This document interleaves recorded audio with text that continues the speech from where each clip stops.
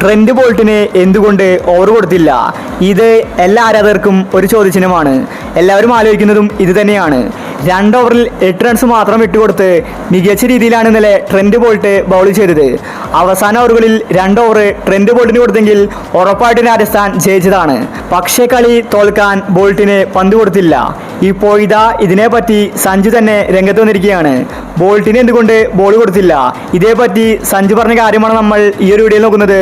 ഇതുപോലത്തെ IPL ന്യൂസിന് വേണ്ടി ഈ ചാനൽ മറക്കാതെ സബ്സ്ക്രൈബ് ചെയ്യൂ. കളി തോറ്റ ശേഷം സഞ്ജു പറഞ്ഞത് ഇങ്ങനെയായിരുന്നു: ഒരുപാട് പേര് എന്നോട് ചോദിക്കുന്നുണ്ടായിരുന്നു എന്തുകൊണ്ട് ട്രെന്റ് ബോൾട്ടിന് പന്ത് കൊടുത്തില്ല. താരത്തിന് ബോൾ കൊടുക്കണമെന്ന് എനിക്കും ആഗ്രഹമുണ്ടായിരുന്നു. എന്നാൽ ആ സിറ്റുവേഷനിൽ ബോൾട്ടിനേക്കാൾ മികച്ചൊരു താരമായിരുന്നു ആവേശ് ഖാൻ. അവൻ ലാസ്റ്റ് ഓവറിൽ നല്ല രീതിയിൽ കളിക്കുമെന്ന് എനിക്ക് തോന്നി. ലാസ്റ്റ് എറിഞ്ഞ ഓവറിന് തൊട്ടു മുന്നത്തെ ഓവറിൽ 7 റൺസ് മാത്രമേ ആവേശ് ഖാൻ വിട്ടുകൊടുത്തിട്ടുള്ളൂ. ലാസ്റ്റ് ഓവർ എറിയാൻ എന്തുകൊണ്ട് യോഗ്യൻ ആവേശ് ഖാൻ തന്നെയാണ്. മുൻപുള്ള മത്സരങ്ങളിലും അവനത് തെളിയിച്ചതാണ്. എന്നാൽ ട്രെന്റ് ബോൾട്ടിന് ലാസ്റ്റ് ഓവർ എറിയാനുള്ള പരിചയം കുറവാണ്.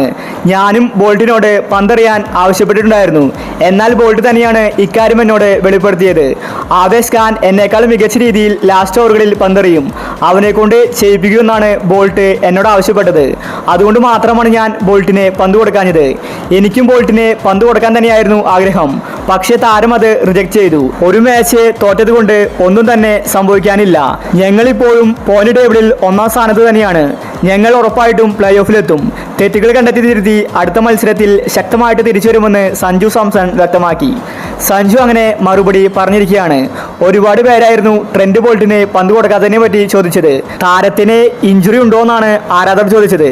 പക്ഷേ കാരണം അതല്ലായിരുന്നു. സഞ്ജു ആവേശ് ഖാനാണ് പന്ത് കൊടുക്കാൻ ആവശ്യപ്പെട്ടത്. എന്തായാലും രാജസ്ഥാൻ കളി തോറ്റു.